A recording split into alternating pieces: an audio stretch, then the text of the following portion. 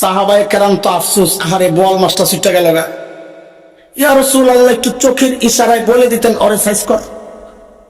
আল্লাহ, আমার নবীর আদর্শ দেখেন, জায়গা মতো আবার ঠিক। হ্যাঁ, বলে আমি নবী, নবীর শান না চোখের ইশারায় কথা বলা। নবীরা যা বলেন সরাসরি বলেন। উলামায়ে কেরাম তোমার কাছে এই জন্যই ভালো না, কারণ আমরা মুখে একটা দিলে আরেকটা, ওই আচরণটা দেখাইতে পারি না।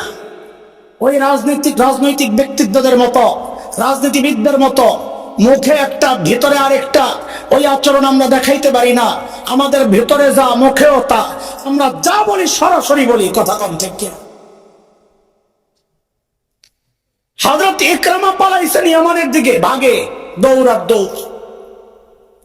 দৌড়াইতে দৌড়াইতে যায় একটা সামনে নদী বসছে। নদী, এটা তো বাংলাদেশের ইকরামা না যে নদী দেখছে লাফাইয়া পয়রা যাইব গায়ে। অন্তত খালের মধ্যে, পুকুরের মধ্যে লাফ দিয়েও বাঁচার উপায় নাই, পাবলিক ইডাইয়া নেতারে ওড়ায়।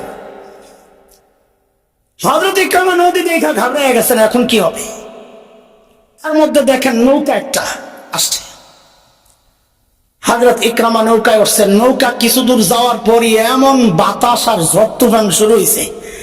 নৌকার মধ্যে, লঞ্চের মধ্যে ঝড় তুফান শুরু হইলে সব আল্লাহ আল্লাহ হয়ে যায়।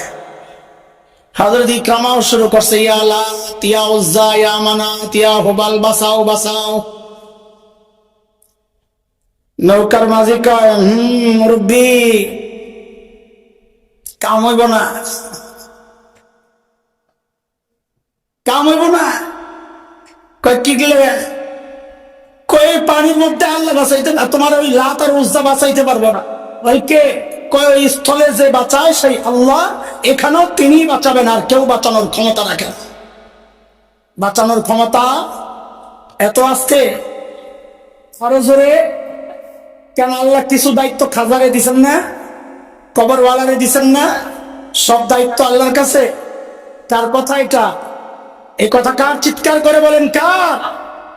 আল্লাহ বলেছেন সূরা আরাফের মধ্যে 188 নম্বর আয়াত, উল্লাহ